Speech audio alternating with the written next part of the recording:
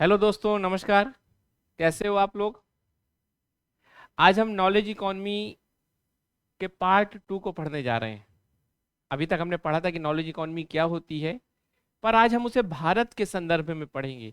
India के context में पढ़ेंगे कि इंडिया के कॉन्टेक्स्ट में नॉलेज इकॉनमी क्या है, क्यों जरूरी है, क्या भारत के पास स्पेशल स्ट्रेंथ है, क्या पोटेंशियल है, क्या वीकनेस है। अर्थात भारत के अंदर ऐसी कौन सी खासियत है जो भारत नॉलेज इकॉनमी में ग्लोबल लीडर बन सकता है, या भारत ऐसी कौन सी हर्डल को फेस कर रहा है जिसके कारण हम नॉलेज इकॉनमी में आज वो स्थान पर नहीं है जिस स्थान पर हमें होना चाहिए। तो इन सब चीज़ों को हम समझने जा रहे हैं आज के लेक्चर में। सारे इंपॉर्टेंट कीवर्ड, सारे इंपॉर्टेंट डेटा और कॉन्सेप्ट होंगे। मेंस के पॉइंट ऑफ व्यू से आज की क्लास बहुत इंपॉर्टेंट होगी, टू द पॉइंट होगी। और जो भी मैं आपको आज कंटेंट दूंगा, कॉन्सेप्ट दूंगा, कैसा भी क्वेश्चन यूपीएससी में पूछा जाएगा आप उसको कर लोगे। याद रखना, यूपीएससी में कभी कोई डायरेक्ट क्वेश्चन नहीं आता, आपको अपना दिमाग लगाना ही पड़ेगा, पर बेसिक कंटेंट मैं आपको अवेलेबल करा दूंगा। हम लोगों ने अभी तक पढ़ा कि नॉलेज इकॉनमी क्या होती है और कैसे ये मिडिल इनकम ट्रैप का जो सिंड्रोम है उससे भारत को बचा सकती है। कल आपको बताया था कि वर्ल्ड बैंक ने एक रिपोर्ट पब्लिश की जिसमें कहा भारत को 75 साल और लगेंगे यूएसए की पर कैपिटा इनकम का एक चौथाई हिस्सा पाने में, जिसका कारण बताया कि भारत कहीं ना कहीं मिडिल इनकम ट्रैप में फंस रहा है, जैसा ब्राजील फंस चुका। और ये एक बहुत ही खराब स्थिति होगी भारत जैसे देश के लिए। सोचिए, जिस घर में बहुत ज़्यादा लोग रहते हों और रिसोर्स क्राइसिस हो जाए, कैपिटल क्राइसिस हो जाए, तो उस घर में कितनी कलह विवाद होंगे, उस घर की एकता, अखंडता, फेटर्निटी को कितना नुकसान होगा। वैसे ही कुछ भारत है, विश्व में सबसे ज़्यादा जनसंख्या रखने वाला देश, जब मिडिल इनकम ट्रैप की प्रॉब्लम से जूझेगा तो समस्या बहुत ज़्यादा निकल के आएगी, जिसको हम कह सकते हैं कि शायद डेमोग्राफिक डिजास्टर भी हो सकता है। तो चलिए आगे हम चलते हैं और देखते हैं नॉलेज इकॉनमी कैसे भारत को इन सब चीज़ों से बचा सकता है। तो बेसिकली नॉलेज इकॉनमी क्या है, इसको थोड़ी हम समझ लेते हैं। तो हमने ये देखा था कि किसी भी इकॉनमी का पर्पज होता है गुड्स एंड सर्विस को प्रोड्यूस करना। साथ में ये भी कहा था हमने कि किसी भी इकॉनमी का पर्पज होता है कि सबसे क्वालिटेटिव गुड्स हो, अर्थात गुणवत्ता में सबसे अच्छी हो, प्लस क्वांटिटेटिव भी उसकी मात्रा अच्छी हो। मैंने कहा था गुणवत्ता के आधार पे और मात्रा के हिसाब से हर देश चाहता है कि वो ज्यादा से ज्यादा गुड्स एंड सर्विस का प्रोडक्शन करे, जिससे उसकी इनकम बढ़े, अर्थात उसकी जीडीपी बढ़े। चाइना आज की डेट में इसका बहुत अच्छा उदाहरण है। और आपको ये बात पता है कि चाइना आज पूरे विश्व में सबसे उभरती हुई अर्थव्यवस्था है, या कहिए सबसे अच्छा परफॉर्मेंस करने वाली इकोनॉमी है।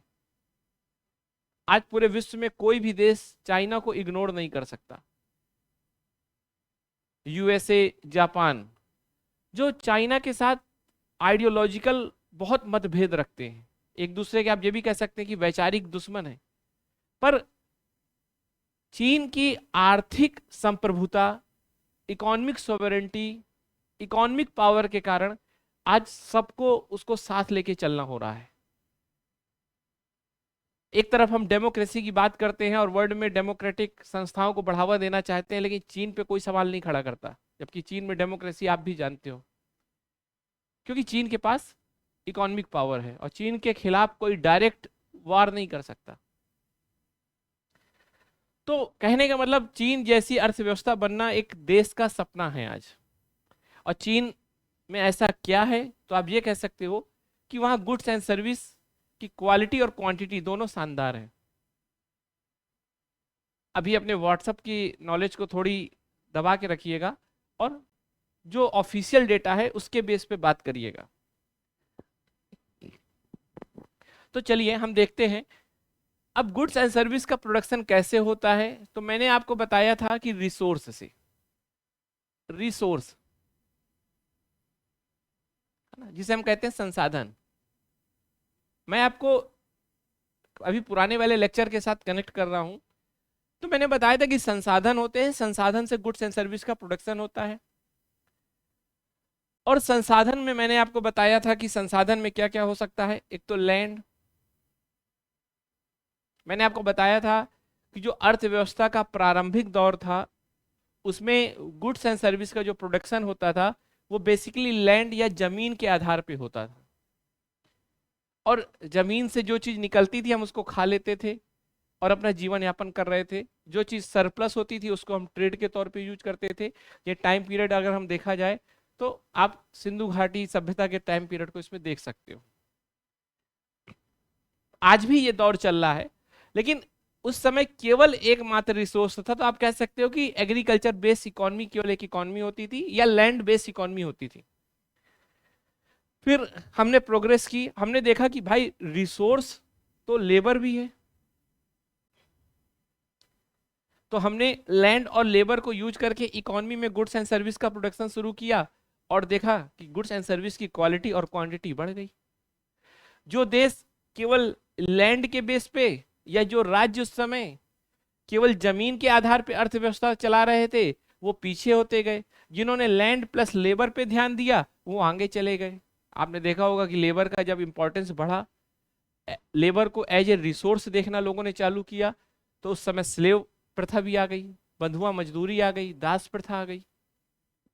चीजों को ना बहुत ध्यान से धीरे धीरे लिंक करना, मैं किसी जल्दीबाजी की बात नहीं कर रहा। आज का जो लेक्चर है वो बहुत बेसिक से भी उस लेवल तक है जितना यूपीएससी के लिए अभी वर्तमान में जरूरत है। आने वाले समय में जरूरतें बदल जाएंगी। तो कहने का मतलब हम किसको संसाधन समझ रहे हैं ये बहुत इंपॉर्टेंट है।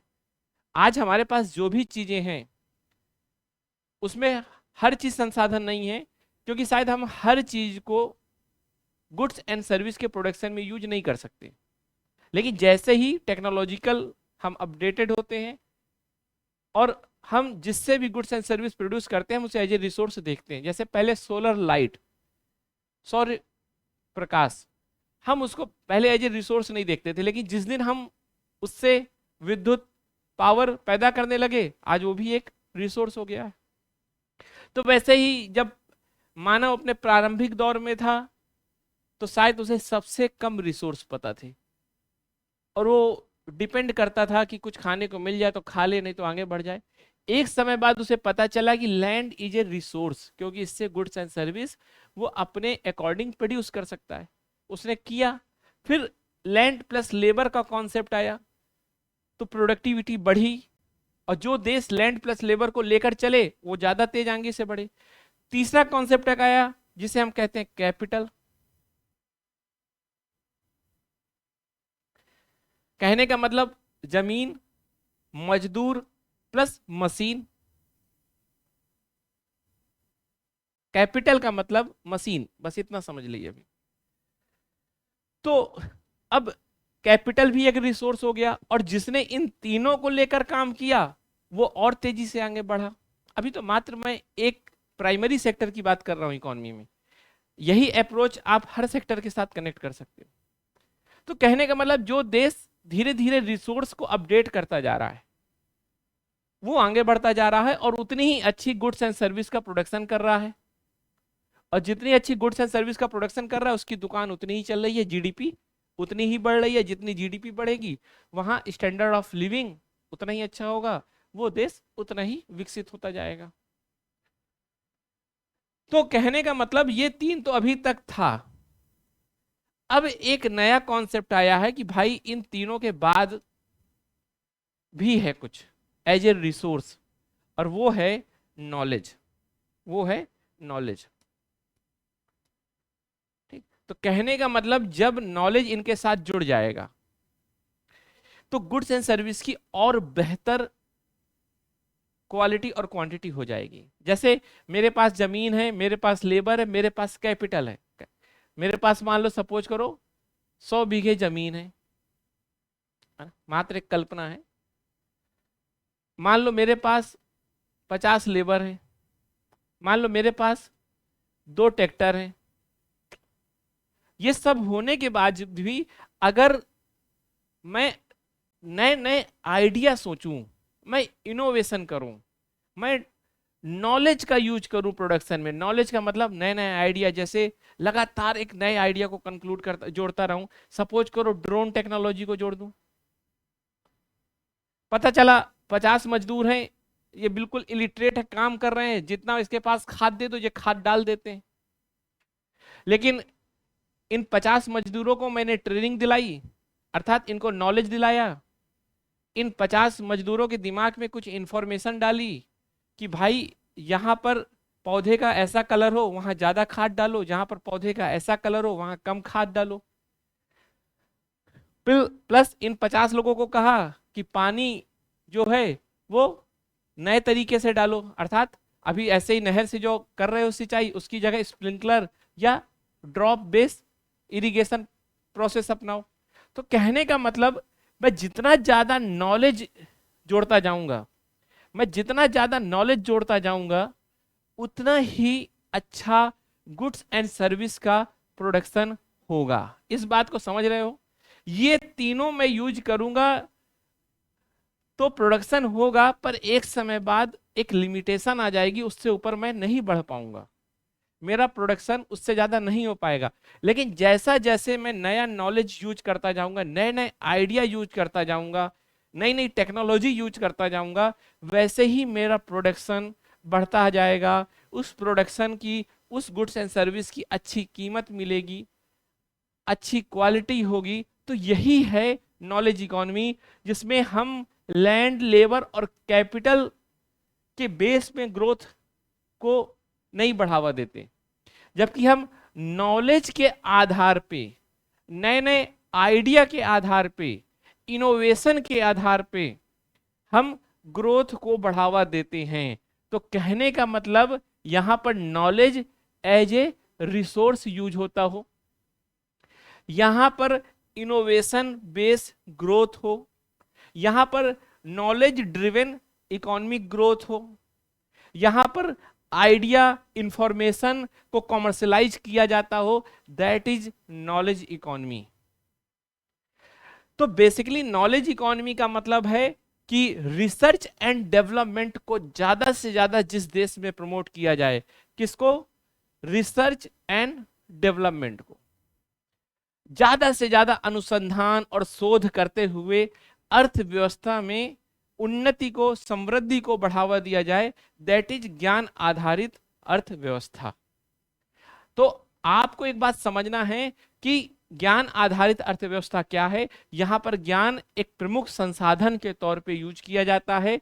और ज्ञान क्या होता है, बहुत आपको अच्छे से पता है कि जो सूचना होती है, उस सूचना का इस तरह से प्रयोग करना कि हम कोई मीनिंगफुल प्रोडक्ट जनरेट कर सकें, हम कोई मीनिंगफुल प्रोडक्ट जनरेट कर सके। सपोज करो मेरे दिमाग में इंफॉर्मेशन है कि अगर गेंद को हम 45 एंगल पे मारते हैं तो सबसे दूर जाती है, और इसको हम जब क्रिकेट के साथ जोड़ लेंगे तो हम एक मीनिंगफुल प्रोडक्ट यूज कर सकते हैं, अर्थात जल्दी हम छक्का मार सकते हैं। तो ज्ञान और सूचना में यही अंतर होता है। देखिए, सबसे पहला कीवर्ड होता है डेटा। डेटा मतलब जैसे मान लो योगेश, टीचर, जीएस, यूपीएससी, ये सब डेटा है।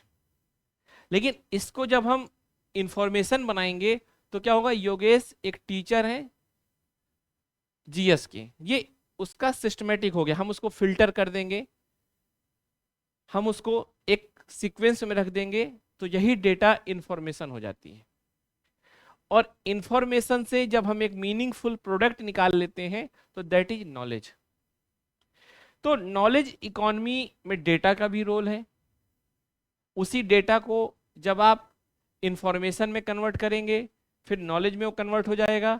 तो कहने का मतलब नॉलेज इकोनॉमी क्या है, इसका आपको एक बहुत अच्छा ओवरव्यू मिल चुका होगा। और ये हर क्षेत्र में बात है। आप यहां लैंड का मतलब एक बात बहुत क्लियर समझिएगा, that means natural resource. Natural resource, यहां जमीन का मतलब केवल जमीन नहीं है, जमीन का मतलब हवा, पानी, खनिज, सब कुछ है। अगर हम एक परिवहन के क्षेत्र की बात करें या परिवहन अर्थव्यवस्था की बात करें, तो लैंड का मतलब सपोज करो हो सकता है जानवरों के आधार पे हम केवल काम कर रहे हो, फिर लेबर के आधार पे मान लो उसका जो ड्राइवर हो उसके पास थोड़ी बहुत काम करने का स्किल हो। कैपिटल का मतलब हम उसमें कुछ मशीन जोड़ लें। लेकिन नॉलेज का मतलब है कि हम एक और कदम आगे बढ़े, शायद उसे सोलर एनर्जी के साथ जोड़ के, शायद उसके इंजन की प्रोडक्टिविटी को, शायद हम गूगल उसमें मैप को यूज कर लें। तो ये सब चीजें हैं, इसको आपको समझना होगा। और आज की डेट में आप जो देख रहे हो, ओला, उबर, ठीक, गो आई विबो, ये सब कहीं ना कहीं नॉलेज इकोनॉमी का पार्ट है। क्योंकि पहले तो ये सब हो ही रहा था, लेकिन उसके बाद ये जुड़ गया नॉलेज, और जैसे ही नॉलेज जुड़ा, आपको पता है। तो नॉलेज इकोनॉमी को मैंने बहुत अच्छे से एक्सप्लेन कर दिया। अब आपको ये बात समझ में आ गई होगी कि नॉलेज इकोनॉमी क्या है और सबसे बड़ी जरूरत उसकी क्या है। इसको समझते हैं, नीड। बेसिकली अभी हम समझेंगे नॉलेज इकोनॉमी की नीड क्यों है भारत को। फिर हम उसके बाद समझेंगे कि भारत के पास ऐसी क्या स्ट्रेंथ है, क्या ऐसी पोटेंशियल है जिसके कारण हम ये सब पढ़ रहे हैं। सपोज करो अगर एक बच्चा है जिसकी मैथ बिल्कुल कमजोर है, या उसका मैथमेटिकल क्वांटिटेटिव एप्टीट्यूड ही नहीं है, उसके अंदर संभावना ही नहीं है। क्योंकि आपको भी पता है कि हम सब के अंदर कुछ जन्मजात क्षमताएं होती हैं। जैसे सपोज करो मछली के अंदर जन्मजात क्षमता है कि वो पानी में तैरेगी। अब अगर हम मछली को सड़क में चलना सिखाएं तो ये मूर्खता होगी, क्योंकि उसके अंदर पोटेंशियल ही नहीं है। अब हम पानी से दही बनाने की कोशिश करें तो पानी के अंदर तो पोटेंशियल ही नहीं है ना। अब शेर को घास खिलाना सिखाएं तो शेर के अंदर तो पोटेंशियल ही नहीं है ना। तो सपोज करो हम जिसके अंदर पोटेंशियल है उसी को आगे ले जाने की बात करेंगे। तो क्या भारत के अंदर ये एप्टीट्यूड है, ये पोटेंशियल है? तो हाँ, हम इस बात को देखेंगे कि क्या भारत के अंदर नॉलेज इकोनॉमी में विश्व को लीड करने की पोटेंशियल है कि नहीं। अगर हो तो फिर उसमें काम करना पड़ेगा। तो हम उसकी स्ट्रेंथ देखेंगे, प्लस फिर हम देखेंगे वीकनेस। आखिर भारत के अंदर पोटेंशियल थी तो भारत फिर आज क्यों वर्ल्ड में ग्लोबल प्लेयर नहीं बन पाया नॉलेज इकोनॉमी में, ये भी देखेंगे। या सबसे आगे क्यों नहीं है। प्लस आगे हम ये भी देखेंगे अपॉर्चुनिटी, कि भारत के पास ऐसे कौन से अवसर हैं जो भारत को कहीं ना कहीं मोटिवेट करते हैं कि चलो इस पे काम करते हैं। जैसे आप यूपीएससी एस्पिरेंट हो सपोज करो, तो आपके अंदर कोई ना कोई स्ट्रेंथ होगी ना, तभी तो हम कह रहे हैं कि आप बन सकते हो। फिर हम ये भी देखेंगे कि आपके अंदर क्या वीकनेस है, उसको हटाएंगे तभी तो भाई आगे बात बढ़ेगी। और साथ में हम ये भी देखेंगे कि भाई क्या ऐसा मोटिवेशन है जिसके कारण आपको बनना चाहिए।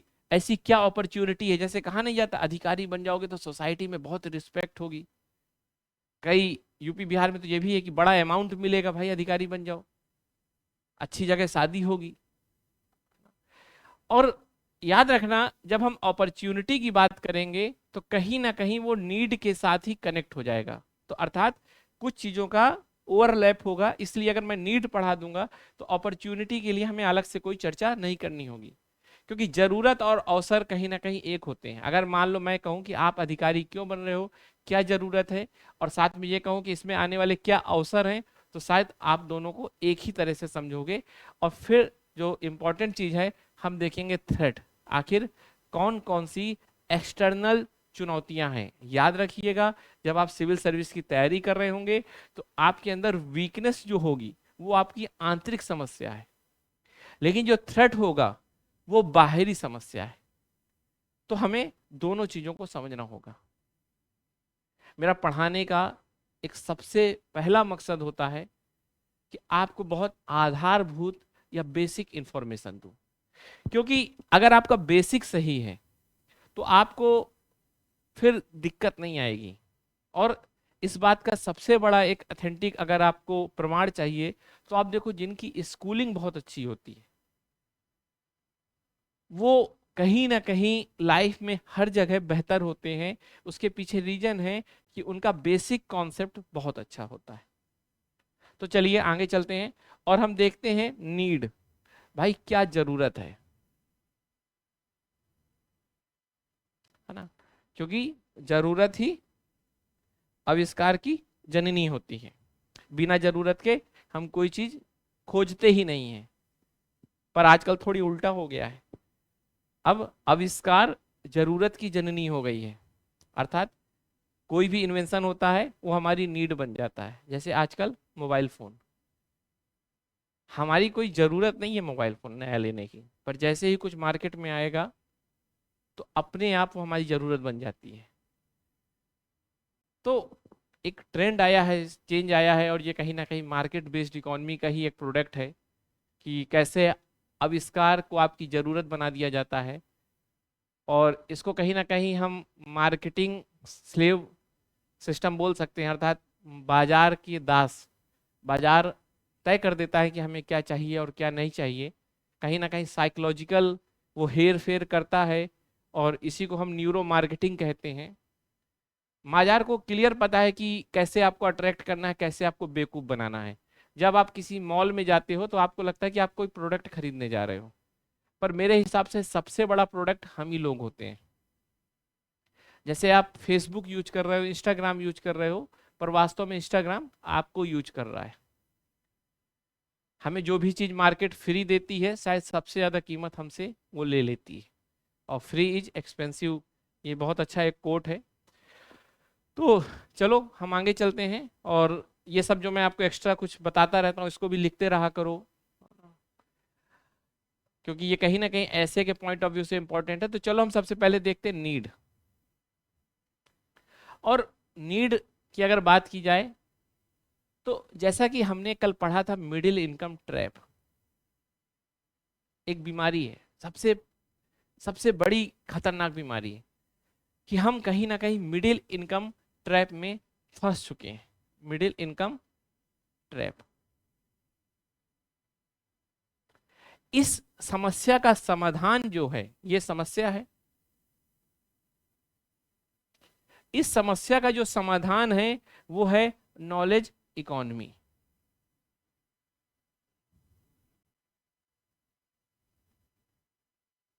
समझिए जरूरत क्यों है। सबसे पहले जरूरत वो देखते हैं अस्तित्व के लिए, स्ट्रेटजिक के लिए, स्ट्रेटजिक नीड है हमारी ये।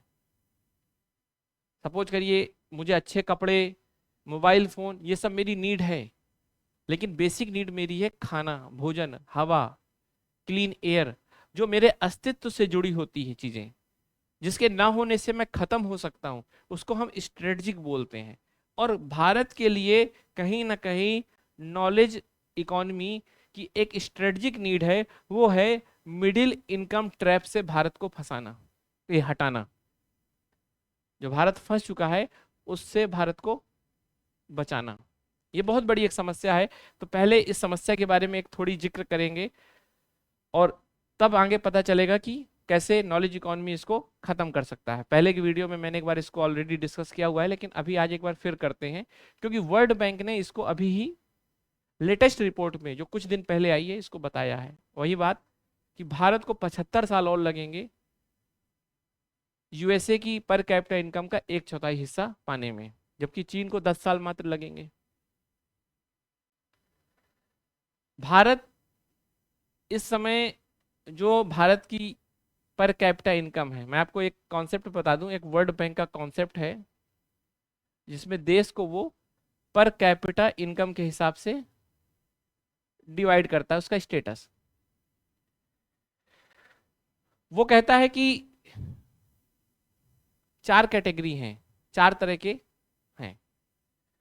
तो सबसे पहले वो कहता है कि अगर किसी देश में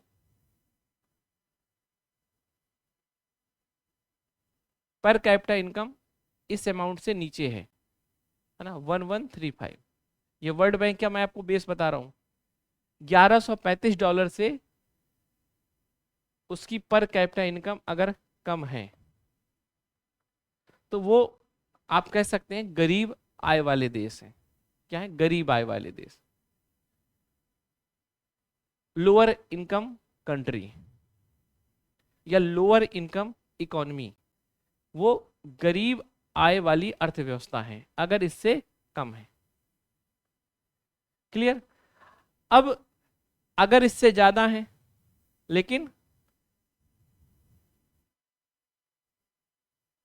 इससे कम है, समझ करिए, ठीक है, मतलब ये हो गया लोअर इनकम इकोनॉमी, ये हो गया लोअर मिडिल इनकम इकोनॉमी, अर्थात मध्यम आय वाली अर्थव्यवस्था पर उसमें भी निम्न, तो लोअर मिडिल इनकम इकोनॉमी। याद रखिएगा कि वर्ल्ड बैंक कहता है कि जो इस अमाउंट से कम पर कैपिटा इनकम रखते हैं वो सबसे खराब जीवन जी रहे हैं, अर्थात जो स्टैंडर्ड ऑफ लिविंग है वो उनका सबसे खराब है, क्योंकि जब उनके पास पैसा ही नहीं है तो फिर कैसे अच्छा खाना अच्छा पीना करेंगे। यहाँ पर अफगानिस्तान, सोमालिया जैसे देश आते हैं। पर एक बात याद रखिएगा, ये बेसिकली ये मान के चल रहे हैं, ये वर्ल्ड बैंक का कॉन्सेप्ट है जो पर कैपिटा इनकम के आधार पर देश का स्तर डिसाइड करता है, और स्तर का जो मानक मान रखा है उसने उपभोग को मान रखा है। उसने माना है कि जो देश जितना ज्यादा उपभोग कर सकता है, या जिस देश का जो व्यक्ति जितना ज्यादा उपभोग कर सकता है वो उतना ही ज्यादा विकास कर सकता है। मतलब इसने उपभोग को विकास की शर्त मानी है। यहां मैं थोड़ी फिलोसफिकल पॉइंट ऑफ व्यू ला रहा हूं, थोड़ी कॉन्सेप्चुअल पार्ट ला रहा हूं, इसको ध्यान रखिएगा। और आज पूरे विश्व में आपको पता है कि वेस्टर्न थॉट की ही हेजीमोनी है, और वेस्टर्न थॉट का सबसे बड़ा एजेंट है कोई इकोनॉमी का एजेंट, तो वर्ल्ड बैंक और आईएमएफ है।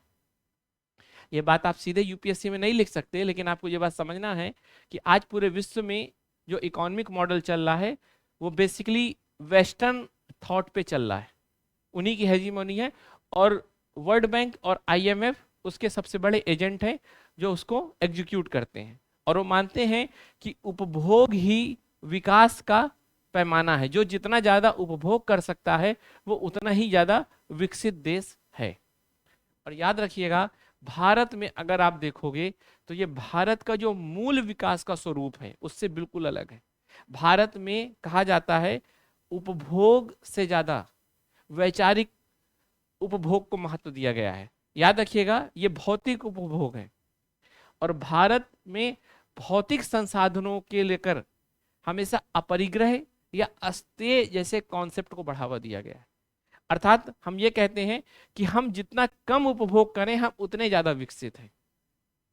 जितने भी भारत के आप सुपर हीरो देखोगे, चाहे वो गौतम बुद्ध हो, महावीर हो, राम हो, गांधी हो, भगत सिंह हो,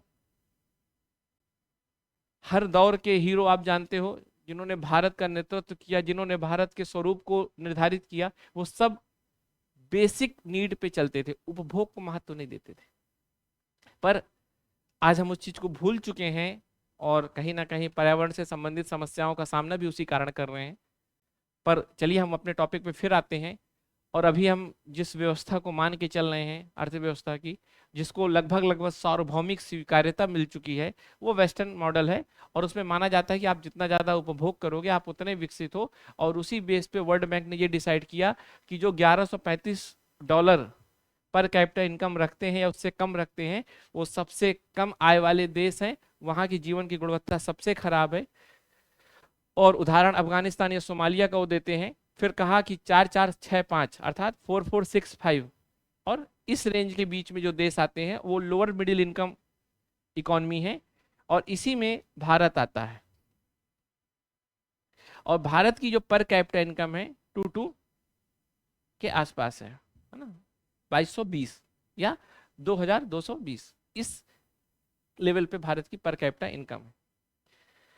फिर कहा कि इससे ज्यादा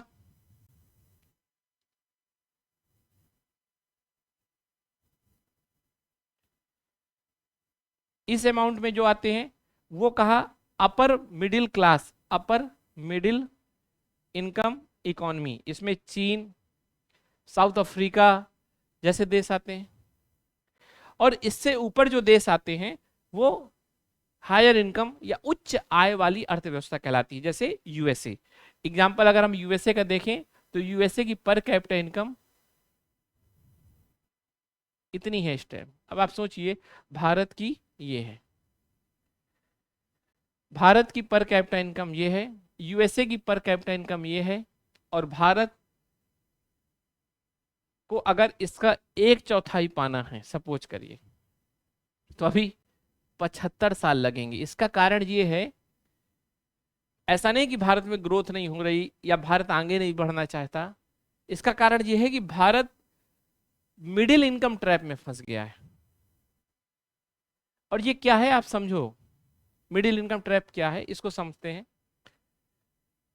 जैसे मान लो एक गरीब देश है, चलो इसको मैंने आपको कल भी समझाया था, एक बार फिर आज बता देता हूं।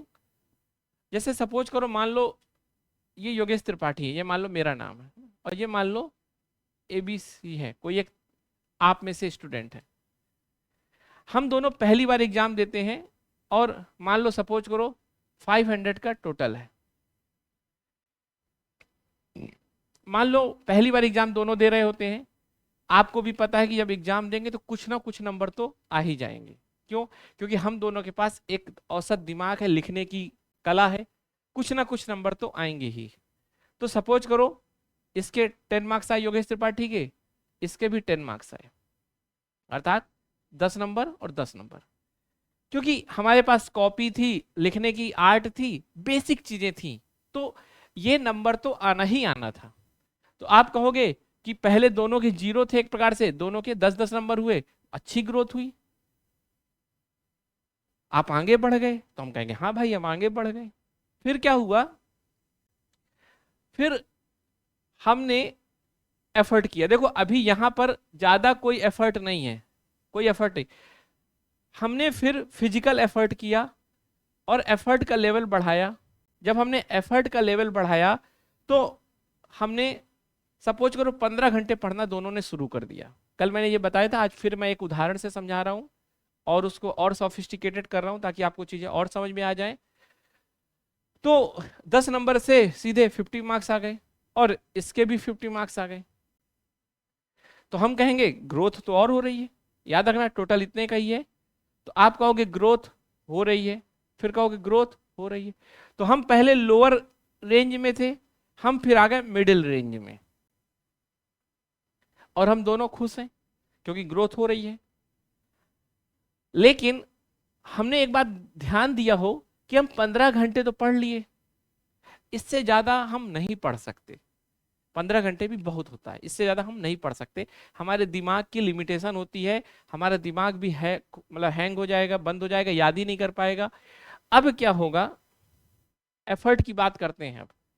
अब एफर्ट की अगर हम बात करें तो सपोज करो वाईटी और एबीसी दो हैं, इन दोनों का एफर्ट ही अब डिसाइड करेगा कि ये कैसे आगे बढ़ेंगे। और याद करना एफर्ट की क्वालिटी डिसाइड करेगी, क्योंकि क्वांटिटी वाइज एफर्ट सफिशिएंट है।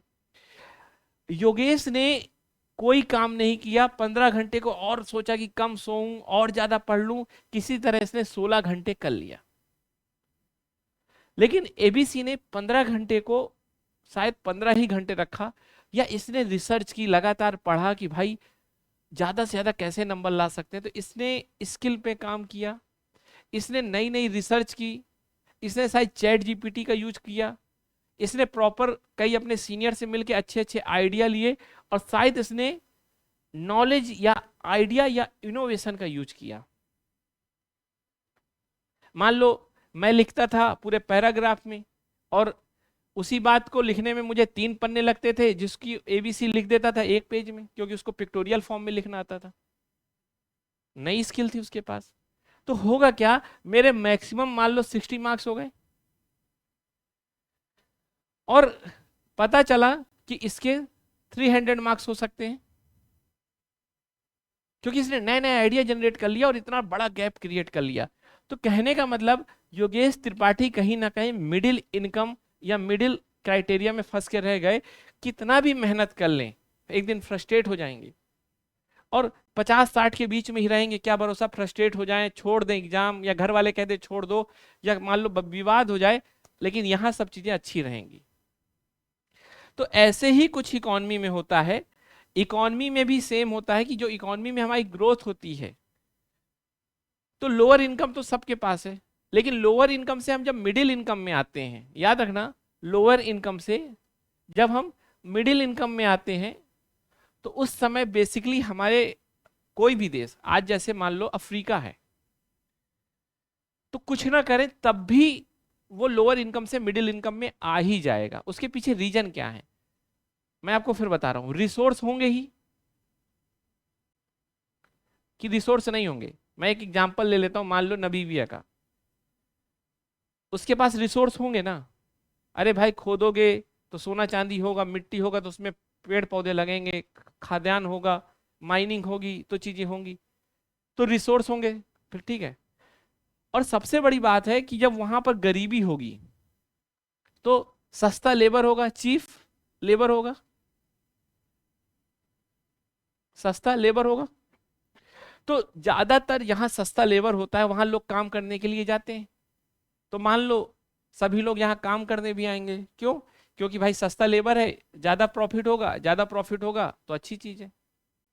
तो आप कहोगे जितना भी रिसोर्स है उसका एक्सप्लॉयटेशन होगा, तो कुछ ना कुछ तो ग्रोथ होगी।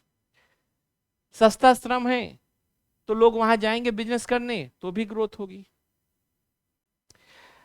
लेकिन ये दो मात्र तरीके अपनाने से आप मिडिल इनकम में तो आ जाओगे। लोअर इनकम से मिडिल इनकम के जाने के लिए आपने रिसोर्स का एक्सप्लॉयटेशन बढ़ा दिया और आपने सस्ते श्रम को यूज किया। पर एक समय बाद जब सस्ता श्रम बंद होने लगेगा, जब लोगों के पास पैसा आने लगेगा, तो वो डिमांड करेंगे कि भाई मेरी सैलरी बढ़ाओ। तब वहां पर चीप लेबर का जो कॉन्सेप्ट है वो खत्म हो जाएगा, प्लस जो रिसोर्स हैं वो भी तो खत्म हो रहे होंगे। और जब रिसोर्स खत्म हो रहे होंगे, जब लेबर महंगा हो रहा होगा, तो फिर कैसे आप मिडिल इनकम से अपर इनकम में जाओगे? क्योंकि आपने कुछ नया सीखा ही नहीं, आपने कोई नया नॉलेज एडॉप्ट ही नहीं किया। आप तो पुराने तरीके से पढ़ रहे थे, जैसे योगेश त्रिपाठी कर रहा था। और फिर यहां से क्राइसिस शुरू होगी, क्योंकि जब देश में इनकम नहीं बढ़ेगी, जब देश में गरीबी बढ़ रही होगी, इनइक्वालिटी बढ़ रही होगी, तो समाज में कलह होगी, पॉलिटिकल इनस्टेबिलिटी आ रही होगी, इकोनॉमिक पोलराइजेशन हो रहा होगा, अमीर अमीर हो रहा होगा, गरीब गरीब हो रहा होगा। और ये सब स्थिति कहीं ना कहीं एक भयावह कंडीशन पैदा कर देंगी। और जो डेमोग्राफिक डिविडेंड की हम बात करते हैं, वो डेमोग्राफिक डिजास्टर हो जाएगा। ये कुछ ऐसी बीमारी है और इसके परिणाम इतने खतरनाक हैं। तो फिर हमें क्या करना चाहिए? तो इसी का सॉल्यूशन है नॉलेज इकोनॉमी। तो हमने जो कहा कि हमारी जो सबसे बड़ी नीड है वो है मिडिल इनकम ट्रैप को खत्म करना। और मिडिल इनकम ट्रैप को अगर खत्म करना है तो नॉलेज इकोनॉमी को प्रमोट करना होगा, और हमें रिसर्च एंड डेवलपमेंट को बढ़ाना होगा, हमें इनोवेशन को बढ़ाना होगा, हमें शोध और अनुसंधान पे काम करना होगा। ये यहां तक आपको बात समझनी होगी। तो सबसे बड़ी जरूरत मैंने आपको जो बताया वो थी कि नॉलेज इकोनॉमी की स्ट्रेटजिक जो नीड है वो यही है। अगली नीड जो है, अगर हम देखें, जब भी आपको किसी चीज की जरूरत देखनी है तो आपको सोचने का मैं एक तरीका बता रहा हूं। आप कई सारे चश्मे लगाना चालू कर दीजिए और हर चश्मे के हिसाब से देखिएगा। तो जैसे मैं कहूं कि मुझे नॉलेज इकोनॉमी की क्या जरूरत है, तो मैंने कहा बस आप चश्मे बदलिए। जब मैंने आपको कहा कंप्लीट इकोनॉमी के पॉइंट ऑफ व्यू को देखिए, तो आपको लगेगा कि अगर हमें कंप्लीट अर्थव्यवस्था को अच्छा करना है या मिडिल इनकम ट्रैप को खत्म करना है तो नॉलेज इकोनॉमी जरूरत है। फिर हम बात करते हैं एग्रीकल्चर की। भाई जहां जहां समस्या होगी उसी का तो समाधान करना है, इसीलिए हमें नॉलेज इकोनॉमी जरूरत है।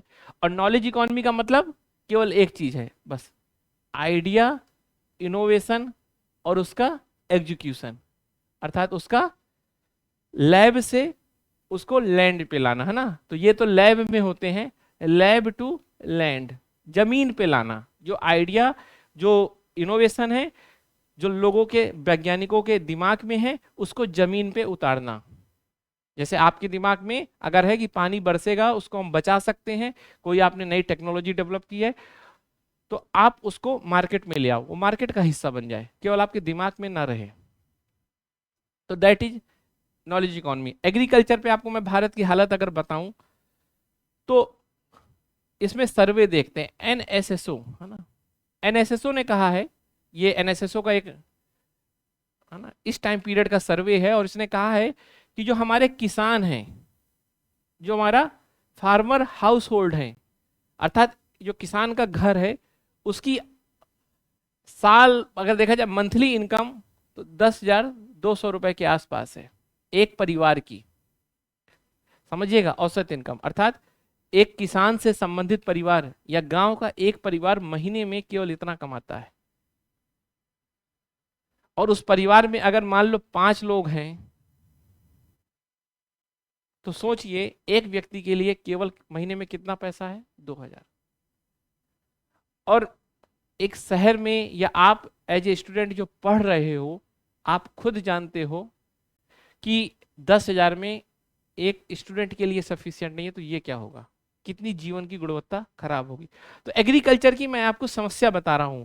अभी तक आप जो एग्रीकल्चर की प्रॉब्लम देखते थे ना, वो किसान के केंद्रित नजरिए से नहीं देखते थे, वो कृषि के पॉइंट ऑफ व्यू से देखते थे। मैं आज आपको किसान के पॉइंट ऑफ व्यू से बता रहा हूं।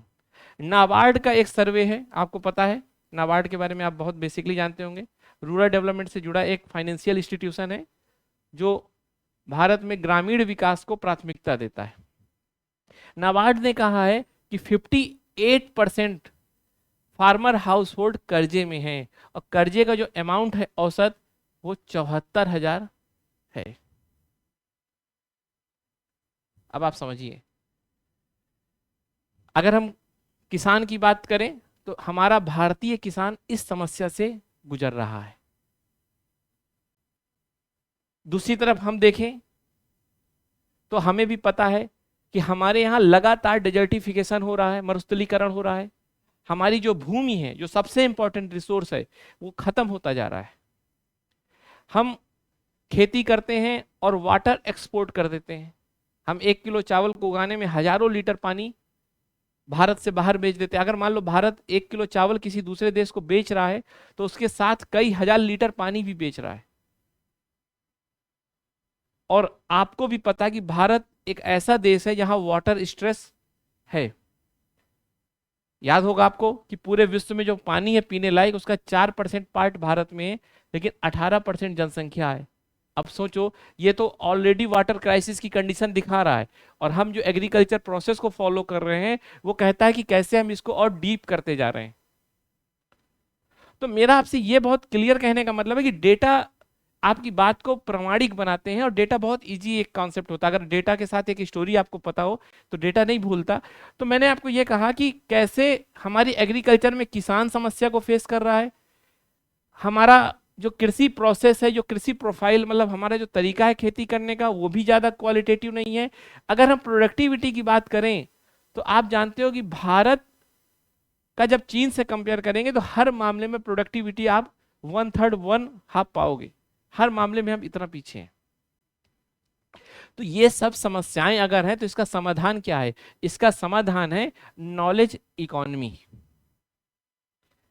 जब हम एग्रीकल्चर एक्टिविटी में केवल लैंड, लेबर और कैपिटल पे फोकस ना करके नॉलेज में फोकस करेंगे, नए नए आइडिया पे फोकस करेंगे, जिस जैसे एक समझिए प्रिसीजन फार्मिंग हम कहते हैं, सैटेलाइट बेस्ड फार्मिंग, या हम एआई का यूज करने लगे, तो हर समस्या का समाधान हो सकता है।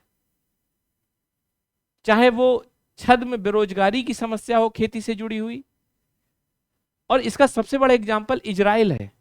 आप देखते होंगे कि इजराइल ने जो अपनी ट्रेडिशनल एग्रीकल्चर इकोनॉमी थी, उसको नॉलेज बेस्ड एग्रीकल्चर इकोनॉमी में जब कन्वर्ट किया, और जब नए नए नॉलेज को एग्रीकल्चर एक्टिविटी के साथ इन्वॉल्व किया, तो आज वो छोटा सा देश बहुत तेजी से खाद्य उत्पादन में आगे बढ़ रहा है। तो हम एक उदाहरण जैसे मैंने आपको बताया, प्रिसीजन फार्मिंग। और प्रिसीजन फार्मिंग का मतलब है नई नई तकनीकी के साथ आप जोड़ दो। जैसे सपोज करो आप पानी डाल रहे हो, तो सैटेलाइट से फोटो ले लो पूरे खेत की, और उस फोटो के आधार पे पिक्चर को ही एआई कैसे कर देगा, आपके फोन के बेस पे एआई उसको देख लेगा कहाँ कितने पानी की जरूरत है, कितने फर्टिलाइजर की जरूरत है। मतलब हर फोन अपने आप में एक किसान मित्र बन जाएगा। आपका फोन बता देगा कि आपको कितना पानी, कितनी फर्टिलाइजर, कब और कैसे यूज करना है, कितना प्रोडक्शन होगा। और शायद वहीं से वो क्वालिटी भी आपका चेक करके किसी ट्रेडर के साथ आपको जोड़ दे कि इसकी ये कीमत मिल सकती है। तो कहने का मतलब नॉलेज इकोनॉमी में किसान कितना एम्पावर हो जाएगा, आप ये सोचिए। किसान को सही कीमत मिलेगी, सही प्रोडक्शन मिलेगा, उसको सही सोशल सिक्योरिटी भी मिलेगी। सपोज करो एक फोटो खींची और फोटो चली गई सीधे सरकारी डेटा में, और ये पता चल जाए कि इसकी क्वालिटी खराब है या कुछ इसको नुकसान है, तो शायद उसको गवर्नमेंट का कोई सपोर्ट सिस्टम मिल जाए, उसको इंश्योरेंस अवेलेबल हो जाए। तो कहने का मतलब अगर नॉलेज इकोनॉमी का पार्ट एक किसान हो जाएगा तो वो सिक्योर हो जाएगा। क्योंकि नॉलेज इकोनॉमी में सबसे बड़ा जो इंपॉर्टेंट चीज होता है वो होता है शेयरिंग, नॉलेज शेयरिंग। एक किसान एक बिजनेसमैन से जुड़ा होगा, एक किसान एक कृषि वैज्ञानिक से जुड़ा होगा, एक किसान एक बैंक से जुड़ा होगा, और वो सिक्योर होगा। हर चीज आपस में शेयर हो रही होगी क्योंकि नॉलेज शेयर हो रहा है, इंफॉर्मेशन शेयर हो रही, तो सब चीजें बहुत आसान हो जाएंगी। अगर हम बात करें, एक बार फिर अपना चश्मा बदलिए एग्रीकल्चर इकोनॉमी जगह अब मैन्युफैक्चरिंग इकोनॉमी को लगा के देखिए, और देखिए भारत की अभी क्या स्थिति है और नॉलेज इकोनॉमी इसको कैसे सुधार सकता है। तो अगर मैं आपको बताऊं कि भारत की मैन्युफैक्चरिंग चीन के साथ कंपेयर करूं तो क्वांटिटी वाइज तो आप भी जानते हैं हम बहुत कम है, क्वालिटी वाइज भी अगर मैं बताऊं तो हमारी जो प्रोडक्टिविटी है, आप समझिए वो कैसी है। चीन में अगर कोई 1 घंटा एक लेबर काम करता है तो ₹23 का, $23 का काम करता है ना। ये ओईसीडी की रिपोर्ट है, याद रखना, ठीक है। आपको भी पता होगा इस ऑर्गेनाइजेशन के बारे में। लेकिन भारत में अगर कोई लेबर काम करता है 1 घंटे तो केवल $7.2 प्रोड्यूस करता है। तो कहने का मतलब हमारी जो मैन्युफैक्चरिंग प्रोडक्टिविटी है वो बहुत कम है चीन जैसे देश से। अभी हम वेस्टर्न कंट्री की बात नहीं कर रहे, अभी हम जर्मनी की तो बात ही नहीं कर रहे, जो इसमें ग्लोबल आइकॉन है, यूएसए की तो बात ही नहीं अभी हम कर रहे। तो आप ये देखो कि हम मैन्युफैक्चरिंग के मामले में जो हमारी प्रोडक्टिविटी है, हमारा एक लेबर काम करता है तो $7 पैदा करता है 1 घंटे में, जबकि चीन का तो कितना अभी हमें और सुधार की जरूरत है।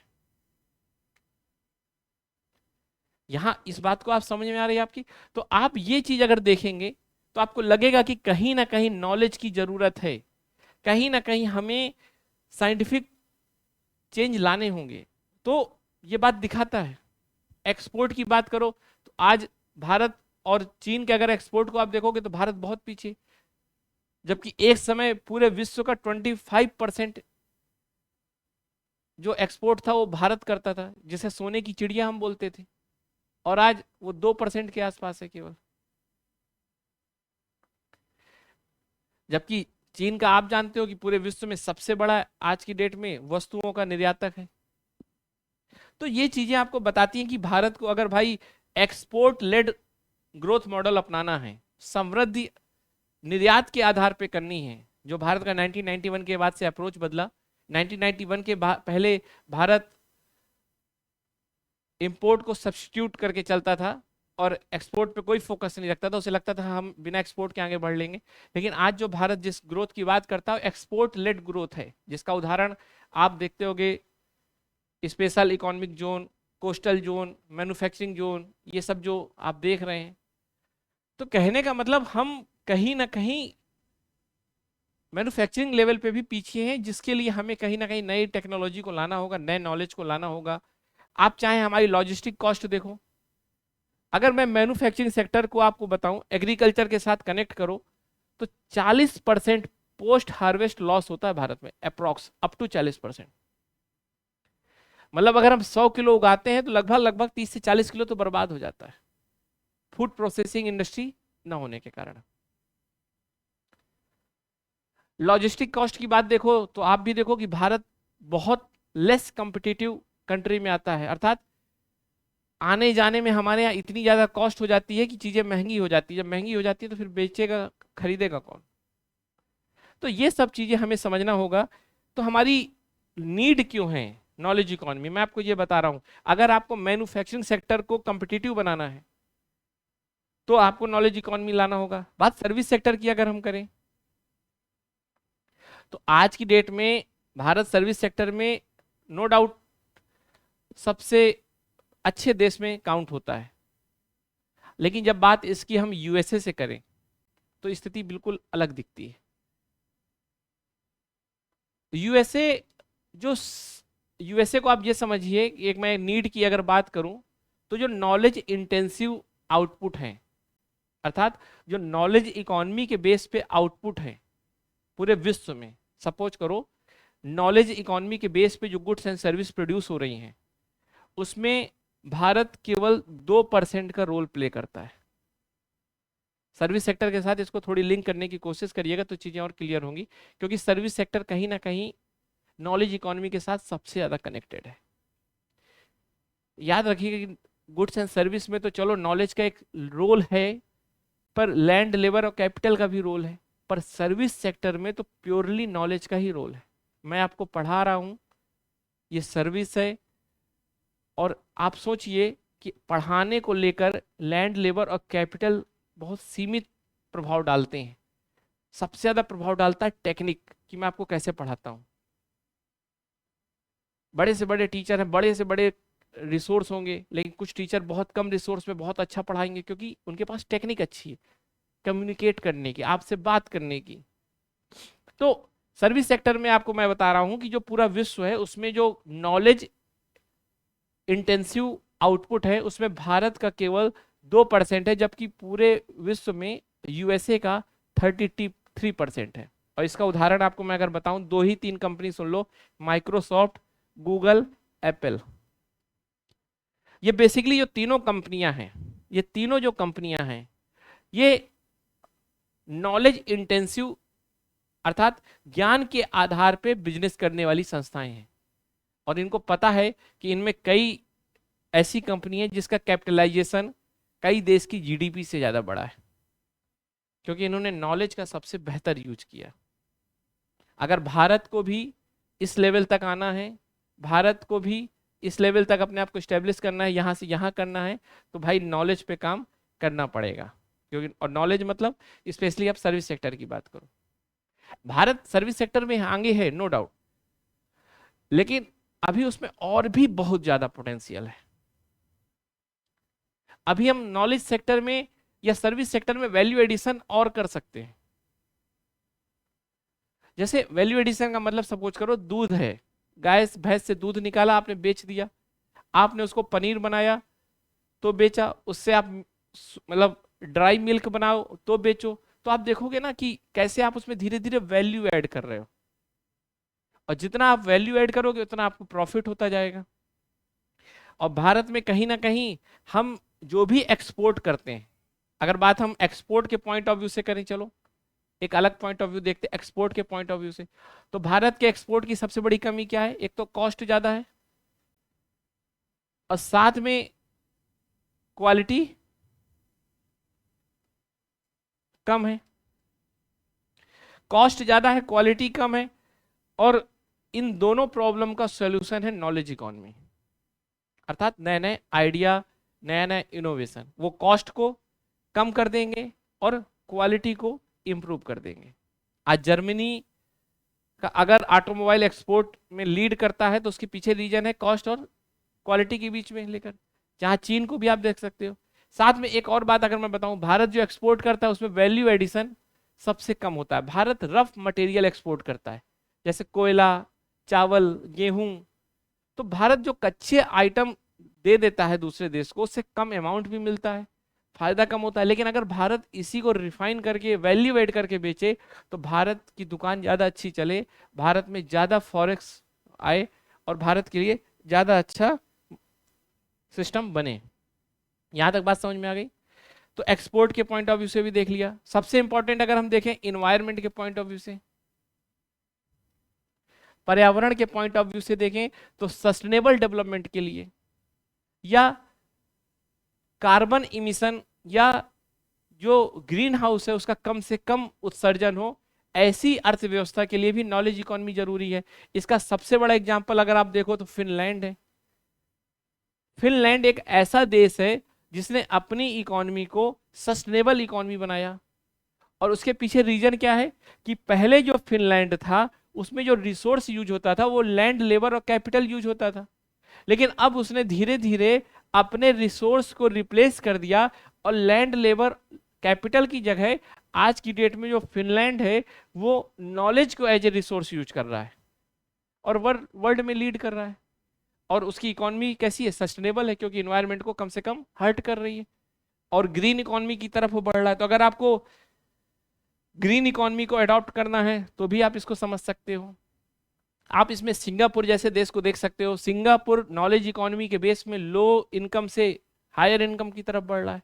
जापान को अगर आप देखिए, साउथ कोरिया को देखिए, जापान और साउथ कोरिया जिसमें लैंड, लेबर और कैपिटल का क्राइसिस था लेकिन नॉलेज का क्राइसिस नहीं था, तो नॉलेज इकोनॉमी के बेस पे उसने आज अपने आप को वर्ल्ड में डेवलप्ड कंट्री की तरफ बढ़ा दिया आगे।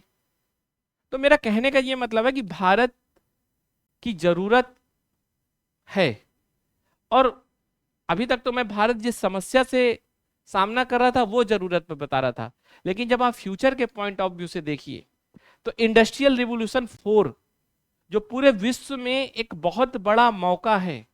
याद रखिएगा, ब्रिटेन अगर विश्व में सबसे बड़ी ताकत बना तो केवल औद्योगिक क्रांति प्रथम का उसने सबसे ज्यादा प्रयोग किया, अर्थात जो फर्स्ट इंडस्ट्रियल रेवोल्यूशन थी उसको उसने बहुत अच्छे से उस अवसर को भुनाया और विश्व में सबसे उभरा हुआ देश बना।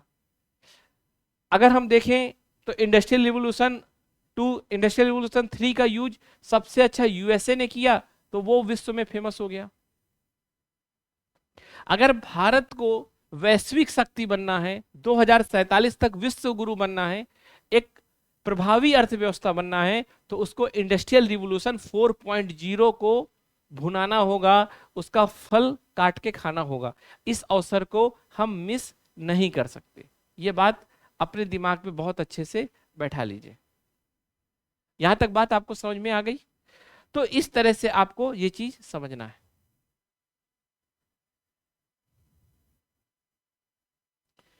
तो चलिए, हमने ये समझा कि क्या क्या जरूरत थी।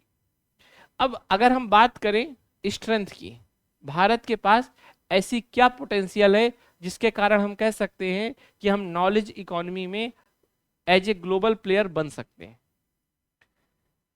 तो देखो, अगर सबसे पहली बात इसमें की जाए तो भारत के पास सबसे ज्यादा यूथ रिसोर्स है, क्योंकि आपको पता है कि भाई बिना यूथ, बिना ह्यूमन बीइंग के तो कुछ होना नहीं। नॉलेज रहेगा कहाँ?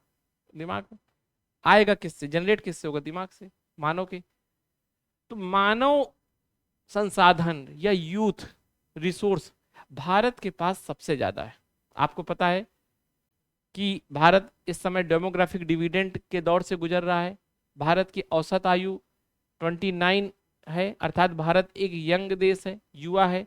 आप मेट्रो में जाइए, आप दिल्ली, मुंबई, बेंगलुरु में देखिए, जो हमारे आर्थिक केंद्र, वहां आपको सब युवा ही युवा दिखेंगे।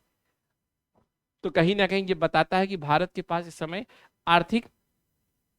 मानव संसाधन पर्याप्त मात्रा में है। अगर हम बात करें तो यूथ में भी जो स्टेम है, अर्थात जो साइंस, टेक्नोलॉजी, इंजीनियरिंग और मैथ पढ़ते हैं, वो विश्व में सबसे ज्यादा लोग हैं। अर्थात भारत 2.6 मिलियन, अगर वर्ल्ड बैंक का डेटा हम देखें तो 2.6 मिलियन स्टेम स्टूडेंट पूरे विश्व को देता है, जो सबसे ज्यादा है। अर्थात पूरे विश्व में इस चीज को पढ़ने वाले, क्योंकि भाई नॉलेज इकोनॉमी में यही सबसे बड़ा मेन रोल प्ले करेंगे। जो साइंस, टेक्नोलॉजी, इंजीनियरिंग और मैथ पढ़ते हैं वही नॉलेज इकोनॉमी का पार्ट बनेंगे। और भारत इस मामले में 2.6 मिलियन लोगों को हर साल प्रोवाइड करता है पूरे विश्व। समझो, भारत में पर्याप्त लोग हैं। भारत में मैथ को लेकर एक अलग लगाव, या समाज ने इन सब्जेक्ट को एक अच्छे स्तर पर रखा और लोग इसको पसंद करते हैं। आपको भी पता है कि भारत में विषय को, सब्जेक्ट को लेकर भी एक पूर्वाग्रह होता है। अगर आप साइंस, टेक्नोलॉजी, इंजीनियरिंग और मैथ से पढ़ रहे हैं तो मतलब आप टैलेंटेड हैं। अगर आप आर्ट होम साइंस से पढ़ रहे हैं तो कहीं ना कहीं आप कमजोर हैं। ये बात कहीं ना कहीं समस्यात्मक है, और इसको मैं जस्टिफाई नहीं कर रहा, लेकिन इसका एक बाई प्रोडक्ट ये बहुत अच्छा हुआ कि भारत में ज़्यादा से ज़्यादा यूथ ने साइंस, टेक्नोलॉजी, इंजीनियरिंग और मैथ को पढ़ा, और भारत एक ऐसा यूथ रिसोर्स कैपिटल है, एक ऐसा यूथ रिसोर्स हब है जो नॉलेज इकोनॉमी के लिए बहुत मीनिंगफुल हो सकता है। तो भारत की सबसे बड़ी स्ट्रेंथ ये है। अगर मैं भारत की दूसरी स्ट्रेंथ की बात करूं, तो भारत की दूसरी बड़ी स्ट्रेंथ की है कि भारत का डिजिटल इंफ्रास्ट्रक्चर। आपको पता है कि भारत ने 1991 में अपने आप को ओपन इकोनॉमी के तौर पे प्रस्तुत किया। यहां से थोड़ी बात समझिएगा, हम एक बैकग्राउंड को लेकर चलेंगे, और हम बात कर रहे हैं कि भारत का जो डिजिटल इंफ्रास्ट्रक्चर है, या जिसको आप बोलो आईटी सेक्टर, ये भारत के पास बहुत मजबूत है। और नॉलेज इकोनॉमी में कहीं ना कहीं एक बेसिक फीचर होना है कि वहां आईटी सेक्टर होना चाहिए। आईटीसी भी बोल सकते हो इसमें, है ना, information technology and communication technology. तो भारत के पास ये बहुत मजबूत है। इसके पीछे रीजन क्या है मैं बता दूं। 1991 में जब हमारा देश आजाद हुआ आर्थिक तौर पे, याद रखिएगा आर्थिक तौर पे मतलब लिबरलाइजेशन, सरकार की नीतियों से या सरकार के कड़े कानूनों से आजाद हुआ, तो आपको पता है कि एलपीजी हुआ, और एलपीजी के बाद फॉरेन इन्वेस्टमेंट आया, विदेश से पैसा आया। अब विदेश से पैसा दो जगह लग सकता था, एक तो मैन्युफैक्चरिंग सेक्टर में लग सकता था, और दूसरा सर्विस सेक्टर में लग सकता था। तो मैन्युफैक्चरिंग सेक्टर उस समय कई तरह की समस्याओं का सामना कर रहा था, जैसे लेबर लॉ। जैसे भारत में ऐसे कानून बने थे जो मजदूरों की तरफ ज्यादा झुके हुए थे, क्योंकि उसमें समाजवाद का प्रभाव था। तो मजदूर कभी हड़ताल करते रहते थे, कभी अनशन करते थे, कभी सैलरी बढ़ाने की बात करते थे, और मजदूरों को लेकर इतने कड़े कानून थे कि अगर कोई कंपनी ने मजदूरों को हायर कर दिया और 100 से ज्यादा मजदूर हायर कर लिए, तो निकालने में भी सरकार से परमिशन लेनी होती थी। और सरकार, आपको पता है कि चुनाव जीतने के पॉइंट ऑफ व्यू से डिसीजन लेगी जो आर्थिक पॉइंट ऑफ व्यू से सही नहीं हो सकते, या हो भी सकते हैं। साथ में न रोड अच्छी, न बिजली। तो ये सब कहीं ना कहीं मैन्युफैक्चरिंग सेक्टर को बहुत हर्ट किया, और जो इन्वेस्टमेंट आया, फॉरेन इन्वेस्टमेंट आया, वो इधर नहीं गया, वो सीधे यहाँ गया सर्विस सेक्टर में। क्योंकि सर्विस सेक्टर ऐसा था जो कैपिटल इंटेंसिव था, जिसमें लेबर की जरूरत नहीं होती थी, जिसमें ज्यादा लैंड की जरूरत नहीं होती थी, सरकार का प्रभाव कम था। तो कहीं ना कहीं सर्विस सेक्टर हमारे यहाँ बूम हुआ, और उस समय वर्ल्ड में सर्विस सेक्टर की मांग भी थी, और हम सर्विस सेक्टर में आगे बढ़ते चले गए, और एक अच्छा या वर्ल्ड क्लास हमने डिजिटल इंफ्रा क्रिएट किया, और जिस कारण आज वो भारत को नॉलेज इकोनॉमी के लिए सपोर्ट कर सकता है। जैसे मैं बताऊं, एक डेटा आपको दूं, 850 मिलियन लोग भारत में नेट यूज करते हैं, इंटरनेट यूजर हैं। ये सेकंड नंबर पे सबसे बड़ी जनसंख्या है। ये जो डेटा यूज कर रहा हूं मैं, वो टेलीकॉम रेगुलेटरी एक बॉडी है, उसका यूज कर रहा हूं। तो कहने का मेरा ये मतलब है कि भारत में 850 मिलियन लोग हैं। अगर आप देखा जाए तो 68% पेनिट्रेशन है, इंटरनेट पेनिट्रेशन शहरों में। हर हाथ में आपको जब फोन दिखेगा तो हर हाथ में नॉलेज भी दिखेगा, क्योंकि आपको मैंने पहले बताया कि कोई भी देश यहाँ पर इंफॉर्मेशन शेयरिंग या इंफॉर्मेशन का लेन देन बहुत आसान हो, वो नॉलेज इकोनॉमी में उतना ही अच्छा होगा। जैसे मैंने आपको किसान को मोबाइल के साथ जोड़ा, स्टूडेंट को मोबाइल के साथ जोड़िए, आप अगर पढ़ पा रहे हो तो ये कहीं ना कहीं नॉलेज इकोनॉमी ही है। और इसमें भारत के पास एक बेहतर इंफ्रा है। आज आप देखिए कि हम डिजिटल पेमेंट में कैसे पूरे विश्व में सबसे तेज बढ़ रहे हैं। कई डेवलप्ड कंट्री भी हमारा यूपीआई सिस्टम को अडॉप्ट कर रहे हैं। आपने G20 की जो बैठक हुई थी उसमें देखा होगा कैसे यूपीआई को हमने अपनी यूएसपी बताया, और उसको हमने मार्केट में बेचा, सेल किया। तो ये भी आप देख सकते हो, कहीं ना कहीं ये हमारी स्ट्रेंथ को बताता है। आपको मैंने बताया कि हमारे पास यूथ अच्छा है, उसका दिमाग अच्छा है। फिर हमने आपको ये भी बताया कि हमारे पास इंफ्रा अच्छा है, और साथ में गवर्नमेंट की पॉलिसी। इस समय हमारी जो गवर्नमेंट है वो बेसिकली मैं स्ट्रेंथ की अगर आपसे बात कर रहा हूं तो पहले मैंने आपको यूथ से बताया, यूथ हमारे यहाँ का सबसे बड़ा खासकर स्टेम, और आपको मैंने बताया 2.6 मिलियन पूरे वर्ल्ड में हम प्रोवाइड करते हैं। दूसरा हमने बताया आपको आईसीटी इंफ्रा, कैसे हमारे यहाँ इन्फोसिस जैसी कंपनियां, टीसीएस जैसी कंपनियां पूरे विश्व में आज काम कर रही हैं, वो भी आप देखते होंगे, ये इसी का परिणाम है। फिर तीसरा मैंने आपको जो बताया वो बेसिकली ये है कि गवर्नमेंट की पॉलिसी हमारे यहाँ इस समय सपोर्ट करती है किसको, डिजिटल इंडिया, स्किल इंडिया, आप देखते होंगे स्टार्टअप। अगर हम स्टार्टअप की बात करें जो बेसिकली नॉलेज इकोनॉमी को सबसे सही से रिप्रेजेंट करता है, तो आप जानते हो कि 105 यूनिकॉर्न भारत में हैं, ऐसे स्टार्टअप जो 1 बिलियन से ज़्यादा वैल्यू रखते हैं, 1 बिलियन से ज़्यादा, ठीक है, हम उसको स्टार्टअप बोलते हैं। और 105 स्टार्टअप होना अपने आप में एक बहुत बड़ी बात है। जो विश्व में टॉप 3 कंट्री हैं स्टार्टअप के पॉइंट ऑफ व्यू से, उसमें भारत का नाम है। भारत के पास स्टार्टअप इकोसिस्टम बहुत शानदार है, और इसके पीछे गवर्नमेंट पॉलिसी है, क्योंकि हमने स्टार्टअप इंडिया को प्रमोट किया है, हमने उनको टैक्स से रिलैक्सेशन दिया, हमने उनको प्रमोट किया, हमने उनको मीडिया में जगह दी, हमने उनको as a hero, as a youth icon पेश किया। तो ये भी एक बड़ी चीज है कि हमारी गवर्नमेंट उसको सपोर्ट कर रही है। आप रितेश अग्रवाल को जानते होंगे, तो कहीं ना कहीं ये चीजें क्लियर करता है। जैसे ओयो के वो जो स्टार्टअप, या ओला, उबर, सॉरी उबर तो फॉरेन है, चाहे ओला हो गया, है ना, जहाँ जीवन साथी, या मतलब एजुकेशन आप देखोगे तो कई ऐसी एजुकेशन कंपनियां हैं जो स्टार्टअप है, जैसे देख ही रहे होगे आप। तो कहने का मतलब मेरा ये है कि स्टार्टअप पे हमारे यहाँ, है ना, इस समय हमारे पास करीब 87,000 स्टार्टअप भारत सरकार के द्वारा रजिस्टर्ड हैं, और इनको किसी ना किसी तरह की सहायता दी जा रही। स्टैंड अप इंडिया, हमने वुमेन में एंटरप्रेन्योरशिप को बढ़ावा देने के लिए बैंकों को प्रमोट किया। हमने इंटेलेक्चुअल प्रॉपर्टी राइट्स से रिलेटेड इकोसिस्टम को मजबूत किया। इंटेलेक्चुअल प्रॉपर्टी राइट का मतलब है, ऐसा समझ लो, जैसे मैंने आपको कहा था कि प्रॉपर्टी किसे कहते हैं। प्रॉपर्टी आप उसको कहते हो जिसको बेचने से आपको पैसा मिलता है। जैसे मान लो मेरा घर है, मेरी कार है, मेरा बंगला है, जिसको मैं बेचूंगा तो मेरा उस पर हक है और मुझे उसका पैसा मिलेगा। सपोज करो अगर मैं आपको ऐसा कहूं कि आप अपने घर को बेचिए, आप अपनी कार को बेचिए, उससे आपको कोई प्रॉफिट नहीं होगा, या आपकी घर कार को कोई चोरी कर लेगा तो आपका कोई उस पर हक नहीं रहेगा, तो क्या आप कभी घर या कार खरीदने के लिए मोटिवेट होते? तो आप कहोगे कभी नहीं होते।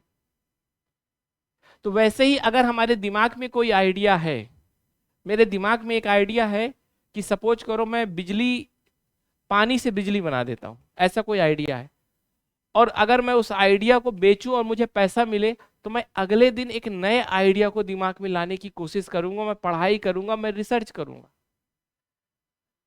लेकिन मान लो ऐसा हो कि मेरा आइडिया कोई भी चोरी कर ले, मैं उस पर कोई अधिकार नहीं जता सकता, तो फिर मैं सोचूंगा भाड़ में जाए, मुझे कुछ करना ही नहीं।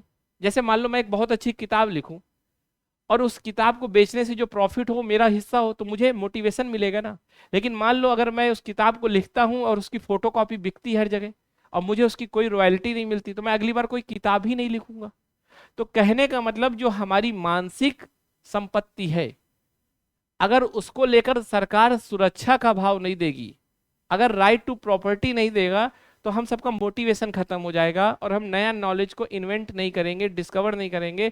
इसीलिए सरकार ने आईपीआर पॉलिसी को भी स्ट्रिक्ट किया, और कहीं ना कहीं इसने भारत के नॉलेज इकोनॉमी के लिए एक अच्छा इकोसिस्टम तैयार करने की शुरुआत की। यहां तक बात समझ में आ गई आपको? तो इस तरह हमने देखा कि कैसे गवर्नमेंट सपोर्ट कर रही है, चाहे वो ई गवर्नेंस का मॉडल हो। 3,000 से ज्यादा गवर्नमेंट सर्विस आज ई गवर्नेंस के स्पेक्ट्रम में आती है, हम उसको प्रोवाइड कर सकते हैं। आप देखते हो कि चाहे आधार कार्ड हो, चाहे ड्राइविंग लाइसेंस हो, चाहे डोमिसाइल हो, कोई भी आप देखिए, चाहे सिम से रिलेटेड कोई डॉक्यूमेंट हो, ये सब चीजें आप आजकल देख रहे होगे। तो इस तरह से मैं कह सकता हूँ कि हमारी स्ट्रेंथ, और सबसे बड़ी एक स्ट्रेंथ हमारे यहाँ है, वो सोसाइटी से जुड़ी हुई है।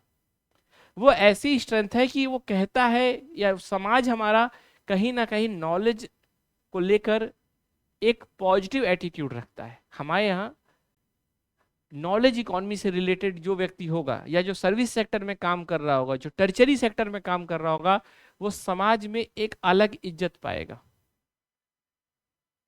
जैसा मैंने कहा कि आप अगर होम साइंस ले लोगे या और इंजीनियरिंग ले लोगे तो समाज आपको कैसे देखेगा। तो ये कहीं ना कहीं भारत के लिए स्ट्रेंथ है कि हमारा समाज सर्विस सेक्टर को एक्सेप्ट करता है। इसीलिए आप देखो कि समाज में एक समय जो उच्च जातियां होती थी और सर्विस के साथ खुद को लिंक करती थी, और जब सर्विस के साथ खुद को लिंक करेंगी तो आपको समझ में आ रहा है नॉलेज के साथ खुद को लिंक कर रही हैं, और आज भी वो कहीं ना कहीं है। तो हमारे समाज में सर्विस को अगर प्रमोट किया जाता है तो ये भी एक अच्छी चीज है नॉलेज इकोनॉमी के पॉइंट ऑफ व्यू से। फिर दूसरी तरफ अगर हम देखें तो हमारे समाज में जो इस समय गवर्नमेंट एटीट्यूड चेंज कर रही है, जॉब सीकर से जॉब क्रिएटर बना रही है, वो भी तो एक स्ट्रेंथ है। आप जॉब क्रिएट करोगे, आप इनोवेशन करोगे, आप कुछ नया सोचोगे।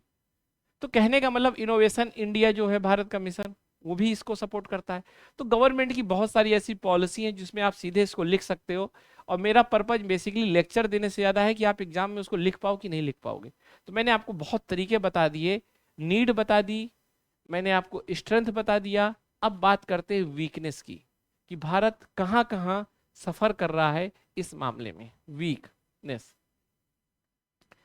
कमजोरी या नेगेटिव पॉइंट आप इसको देख सकते हो। अगर हम बात करें नेगेटिव पॉइंट की तो हम कुछ डेटा के साथ इसको बात करते हैं जो चीजें क्लियर करेगा। सबसे पहले हम बात करते हैं global talent competitiveness index. Global talent competitiveness index जो इस बात को बताता है कि भारत में जो स्किल की रिक्वायर है, अर्थात जिस स्तर का, जिस उच्च स्तर का हमें कौशल चाहिए और जो अभी अवेलेबल है उसमें बहुत अंतर है। क्योंकि टैलेंट कॉम्पिटिटिवनेस अर्थात हमारा जो टैलेंट है वो कितना कॉम्पिटिटिव है, हम लोग का जो टैलेंट है वो पूरे विश्व की तुलना में कैसा है। अभी मैंने आपको एक डेटा दिया था प्रोडक्टिविटी का, उसी के साथ इसको जोड़िएगा कि भारत का टैलेंट जो है वो कहीं ना कहीं विश्व का जो टैलेंट है या जैसा टैलेंट हमको चाहिए वो अभी उस तरह का नहीं है। तो आप कह सकते हो कि जो ग्लोबल टैलेंट कॉम्पिटिटिवनेस इंडेक्स है उसमें जो भारत की रैंक है वो 134 देशों में 101 स्थान पे है, जो बताता है कि भारत बहुत पीछे है। एक तरफ हम विश्व की 5वें नंबर की अर्थव्यवस्था है और दूसरी तरफ ये सिनेरियो है। इन दोनों को आप कंपेयर करिएगा कि अगर हम इसमें सुधार कर लेंगे तो 5वें नंबर से पहले नंबर पे जाना कितना आसान होगा। एक पॉजिटिव फिनोमिना मैं आपको दिखा रहा हूं। हमारे यहाँ अभी टैलेंट गैप किस लेवल पे है आप ये देखिए। टैलेंट गैप इसको मैं बोलूंगा क्योंकि हमको जो गैप रिक्वायर्ड है, जो गैप जो हमको जो टैलेंट रिक्वायर है और जो अभी टैलेंट है, सपोज करो हमें रिक्वायर है, मान लो कोई ऐसे ही ले लेते हैं, मान लो 100 पैरामीटर पे और अभी मान लो अवेलेबल है 30, तो 70 का गैप है ना। ठीक है, अब इसका कोई यूनिट नहीं है तो ऐसे ही मान लो, सपोज करो मैंने ऐसे समझाने को, ये कोई डेटा वेटा नहीं है समझाने को, तो हमारे यहाँ भी टैलेंट गैप है। तो जितना रिक्वायर्ड टैलेंट है और जितना रियल टैलेंट है इस समय, उन दोनों में आपको समझ में आ गया होगा कि अभी बहुत काम करने की जरूरत है। तो हमारी सबसे बड़ी कमी ये। फिर ग्लोबल इनोवेशन इंडेक्स की अगर हम बात करें, क्योंकि आपको पता है कि नॉलेज इकोनॉमी में सबसे इंपॉर्टेंट अगर कुछ है तो वो इनोवेशन है।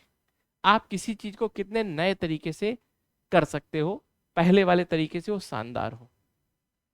इसका एक उदाहरण आपको अगर मैं बताऊं तो आप इसरो को देखिए। एक अगर इंडिविजुअल संस्था की बात करूं तो आप इसरो को देखिए, उसने इनोवेशन करके भारत को मंगलयान जैसी उपलब्धि से परिचित कराया। अगर आपको स्ट्रेंथ में लिखना हो तो आप इसरो जोड़ सकते हो। तो कैसे एक संस्था मात्र से देश नहीं चलेगा, हर संस्था में इसरो जैसा वर्क कल्चर होगा, वर्क वहां इनोवेशन होगा, तब चीजें बनेंगी।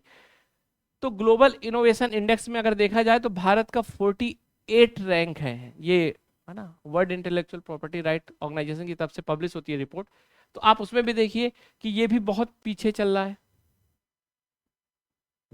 वर्ल्ड बैंक की एक रिपोर्ट आती है जो कहता है नॉलेज इकोनॉमी इंडेक्स, जिसको हम बोलते हैं नॉलेज इकोनॉमी इंडेक्स, उसमें भी भारत की रैंक बहुत ही खराब है। याद रखिएगा, ये वर्ल्ड बैंक की रिपोर्ट है। कौन सी रिपोर्ट? जो हम जिस टॉपिक को पढ़ रहे हैं ये वही सीधे उससे जुड़ा हुआ है, जिसको हम बोलते हैं इकोनॉमिक, सही, नॉलेज इकोनॉमिक इंडेक्स। तो आपको मैं बता रहा हूं, नॉलेज इकोनॉमी इंडेक्स कहता है कि हम इस नंबर पे हैं, 109 नंबर, 109। अगर टैलेंट के हिसाब से देखें 101, इनोवेशन के हिसाब से देखें 48, और ये भी आप याद रखिएगा थोड़ी स्लाइटली स्लोप हुआ है, गिरा हुआ है, पहले थोड़ी सही था। और गिरने का ये पर्पज नहीं कि भारत खराब हुआ इसमें, शायद पूरे विश्व के देश हमसे अच्छे हो रहे हो। तो काफी डेटा हो रहा है, लेकिन अब पेशेंस के साथ इसको रखिए, और इतना तो पढ़ना ही पड़ेगा भाई। अगर आपको आईएएस बनना है, अधिकारी बनना है, आईपीएस या आईआरएस कुछ भी बनना है, तो सबसे तो अलग मेहनत करनी ही पड़ेगी। तो फिर से एक बार मैं कहूंगा कि 109 नंबर पे हम यहाँ पर हैं, बहुत पीछे। और एक यूएनडीपी और यूएई की एक संस्था है ना, यूएनडीपी के साथ यूएई की एक संस्था है, मोहम्मद बिन राशिद अल मक्तूम फाउंडेशन, उसने एक रिपोर्ट या एक इंडेक्स मतलब पब्लिश की, जिसको हम नॉलेज इंडेक्स बोलते हैं, ग्लोबल नॉलेज इंडेक्स। उसमें भी भारत 95 रैंक में, है ना। याद रखिएगा, एक इंडेक्स है global knowledge index. Global knowledge index basically UNDP और यूएई की एक संस्था है, मोहम्मद बिन राशिद अल मक्तूम नॉलेज फाउंडेशन। इसने कहा भारत 95 रैंक में है। याद रखिएगा, ग्लोबल नॉलेज इंडेक्स मतलब भारत में जो नॉलेज है, जो भारत में हायर एजुकेशन, ये सब चीजें मैं आपको बताना चाहता हूँ। तो डेटा है, उसको पढ़ना पड़ेगा, और बहुत इंटरेस्टिंग डेटा है। तो एक तरफ लगता है कि हम 95 रैंक में हैं, वहीं देखिए 5वें नंबर की अर्थव्यवस्था है, काफी कंट्राडिक्टरी लगता है। और यही चीजें एक अच्छा पढ़ने का तरीका है, एक अच्छा सिनेरियो क्रिएट करता है, जो काफी अच्छी पिक्चर अवेलेबल कराता है। तो अगर हम और भी देखा जाए कि हमारे अंदर क्या क्या वीकनेस हैं, तो मैं आपको एक बात और एक डेटा दूं। एक संस्था है डेजिन इन्फो, ये वर्ल्ड में कुछ ट्रेंड बताता है, जो इंपॉर्टेंट ट्रेंड्स हैं। उसमें बताता है कि 2022 में टोटल पेटेंट जो हुए वो 3.5 हुए मिलियन। याद रखिएगा, 3.5 मिलियन पेटेंट हुए पूरे विश्व में।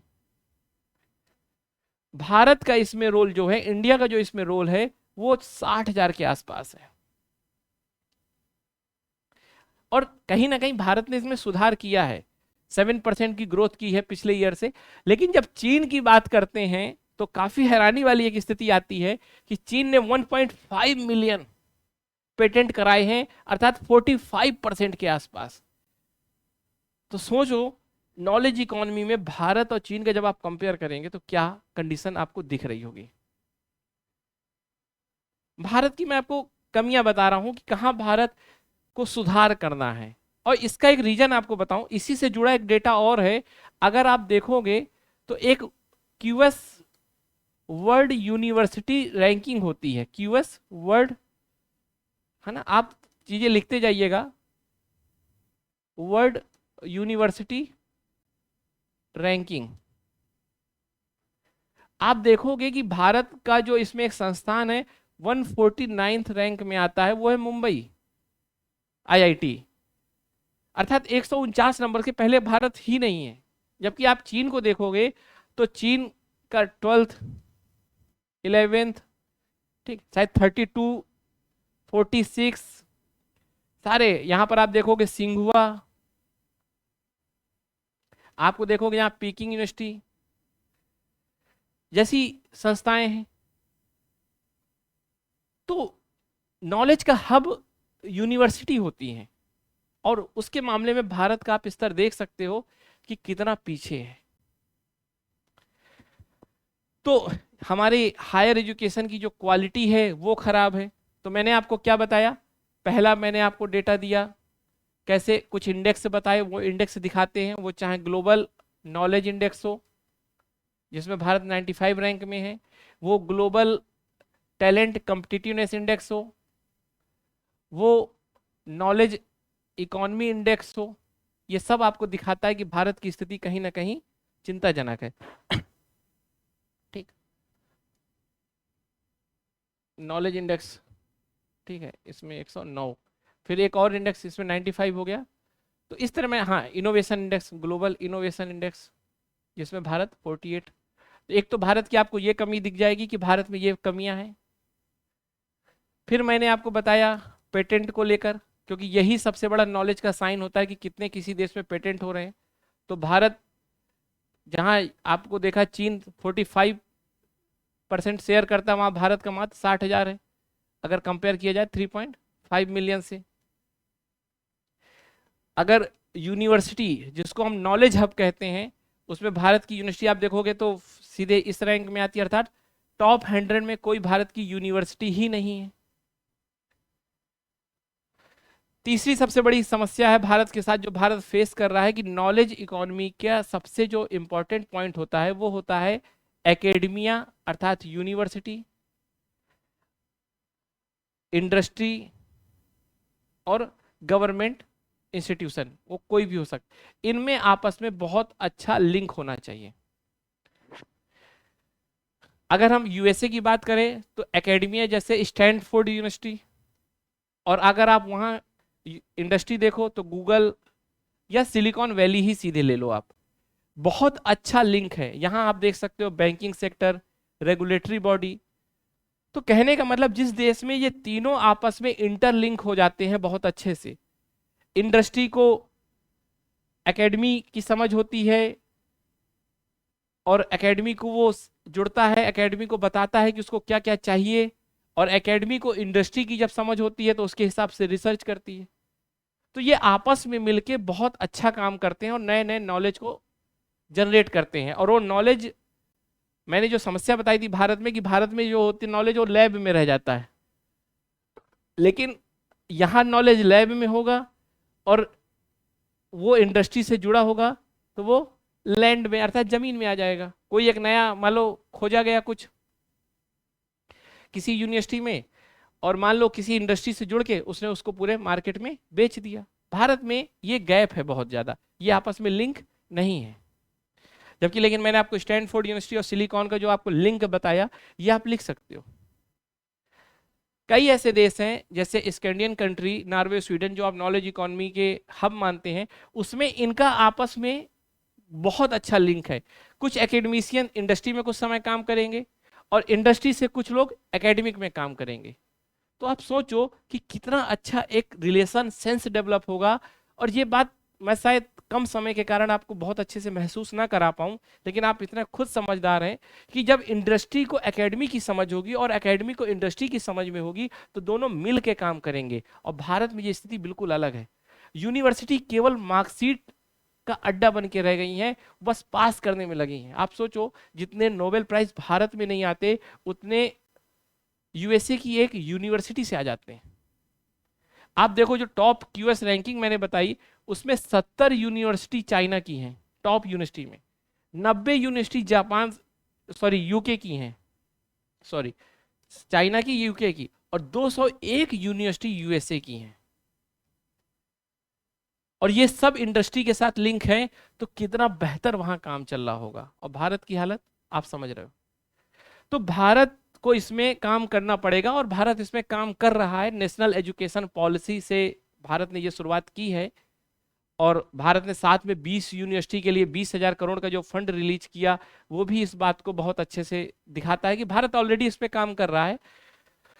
तो लेकिन अब चूंकि एग्जाम के पॉइंट ऑफ व्यू से चीजें लिखनी है, तो वो फिर जैसे हम बात बताएं, फॉर्मल या वोकेशनल ट्रेनिंग, जो फॉर्मल स्किल है, वो भारत में केवल 3.5% लोगों के पास है, औपचारिक प्रशिक्षण। जबकि आप कोरिया में देखिए तो आपको 90% के आसपास मिलेगा। इतना बड़ा गैप है। आप चाइना में देखिए तो 50% के आपको आसपास मिलेगा औपचारिक प्रशिक्षण। हमारे यहाँ खानदानी ही, यह ट्रेडिशनल तरीका है।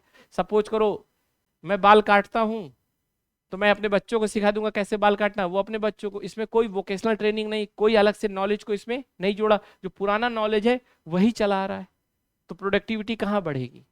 तो ये भी आपको समझना है। अगर हम बात करें ग्रॉस एनरोलमेंट रेट, मतलब जितना बच्चा है उसमें कितना बच्चा हायर एजुकेशन में जा रहा है, कितना बच्चा हायर एजुकेशन में जा रहा है, तो भारत में ये 27.1% है। वहीं अगर हम बात करें चीन की तो 55% है, और यूएसए की बात करें तो 90%। अब सोचो, उस समय मैंने बताया था कि भारत संख्या में ज्यादा देता है, लेकिन अभी भारत में बहुत पोटेंशियल है। अगर भारत 90% अपने यूथ को यूनिवर्सिटी के साथ जोड़ दे तो सोचो क्या स्थिति होगी विश्व में।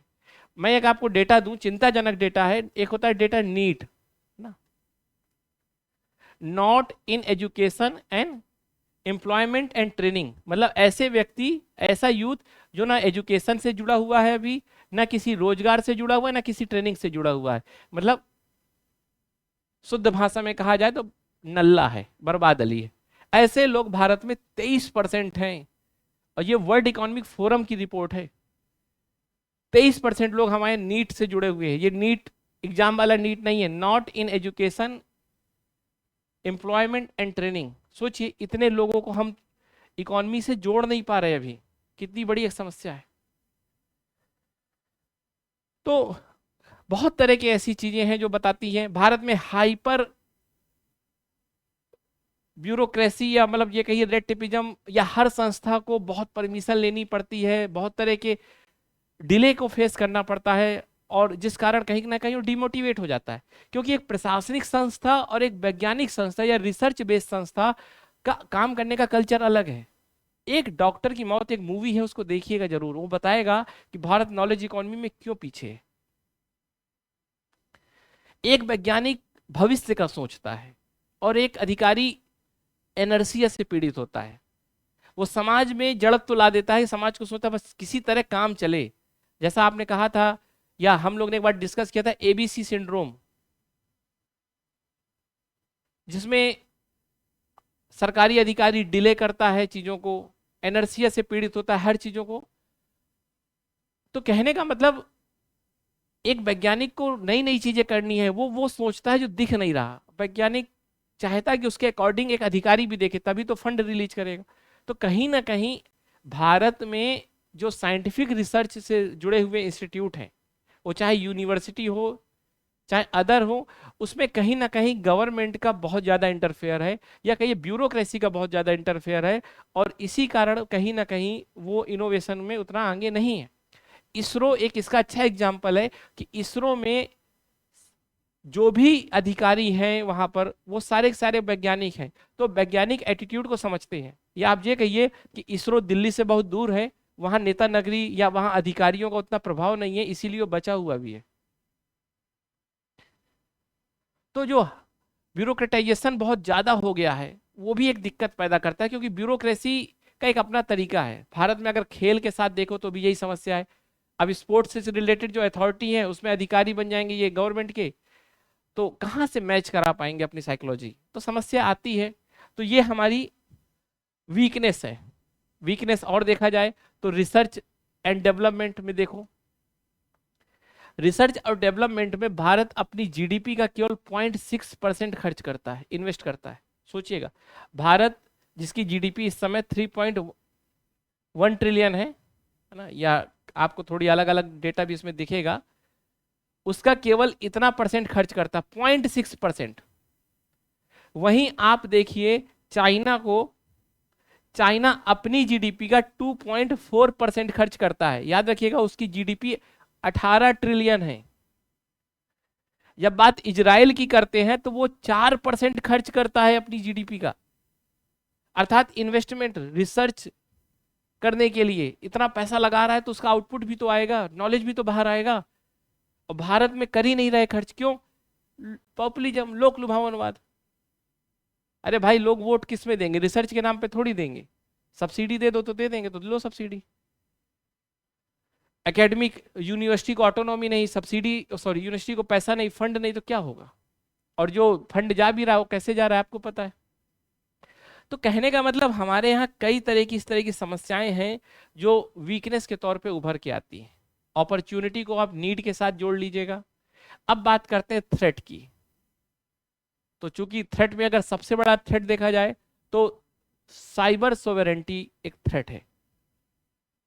आपको एक बात बताऊं, जब लैंड को एज ए रिसोर्स माना जाता था तो एक देश दूसरे देश के साथ युद्ध करता था और उसकी जमीन को कब्जा करता था।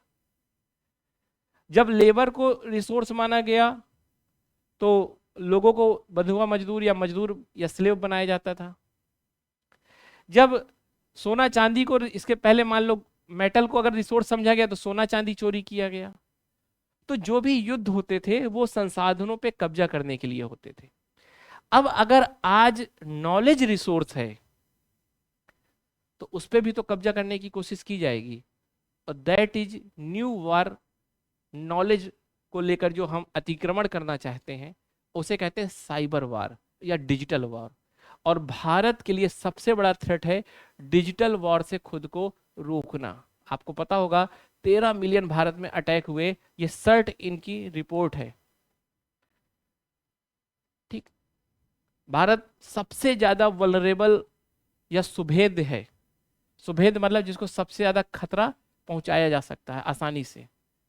सुभेद्य का मतलब जैसे मान लो एक गर्भवती महिला या एक कमजोर इम्यून सिस्टम वाला जल्दी से जल्दी बीमार से पीड़ित हो सकता है क्योंकि वो सुभेद्य है। तो सुभेद्य का मतलब जिसको आसानी से नुकसान पहुंचाया जा सके। भारत डिजिटल वार के लिए बहुत सुभेद्य है और भारत को इस बात को ध्यान रखना होगा कि अपनी सूचना, अपनी इंफॉर्मेशन को बचाना होगा।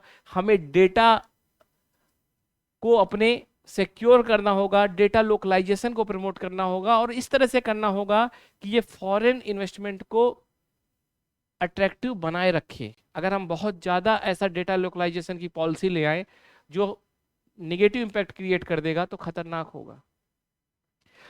फिर दूसरा हमारे यहाँ जो सबसे बड़ा थ्रेट है वो है ऑटोमेशन का। जब नॉलेज इकोनॉमी को हम प्रमोट करेंगे तो नॉलेज इकोनॉमी कहीं ना कहीं पूरी मैन्युफैक्चरिंग सेक्टर को या पूरी इकोनॉमी को स्मार्ट इकोनॉमी में कन्वर्ट करेगा और ह्यूमन कैपिटल को बेरोजगार करेगा। और जब रोजगार नहीं रहेगा तो एक इनइक्वालिटी डेवलप होगा, सोसाइटी में अनरेस्ट डेवलप होगा। और ये एक खतरा है जिसका सबसे बड़ा उदाहरण अभी बांग्लादेश है। बांग्लादेश में जो टेक्सटाइल इंडस्ट्री थी उसमें ऑटोमेशन के कारण बहुत लोगों को नौकरी से बाहर जाना पड़ा। और देख रहे हैं आप आज, क्योंकि वहाँ ऑटोमेशन स्विंग मशीन आई तो एक समस्या आया। थ्रेट इकोनॉमिक पोलराइजेशन को लेकर है कि अमीर और अमीर हो जाएगा, क्योंकि जब नॉलेज इकोनॉमी को हम प्रमोट करेंगे, हम मशीनों को प्रमोट करेंगे तो कहीं ना कहीं पैसा संकेंद्रित होने लगेगा। तो इस तरह से कई ऐसे थ्रेट हैं जो कम्पिटिटिवनेस, हमें कोरिया, हमें चीन जैसे देश के साथ कंपटीट करना है जो हमसे कहीं ना कहीं मामलों में बहुत आगे हैं। जैसे बात अगर हम सुपर कंप्यूटर की करें तो चीन का जो सुपर कंप्यूटर है वो तिहाने 3.0 जिसकी स्पीड 100 पेटाफ्लॉप्स है, और भारत का जो परम सिद्धि सुपर कंप्यूटर है उसकी स्पीड 4.6 पेटाफ्लॉप्स है। तो आप देखिए इतना गैप है, इसको भी हमें फिल करना होगा, ये भी कहीं ना कहीं एक थ्रेट है। तो इस तरह से हमने नॉलेज इकोनॉमी से चीज़ों को जोड़ा, समझा और एक बेहतर समझ बनाने की कोशिश की। Thank you.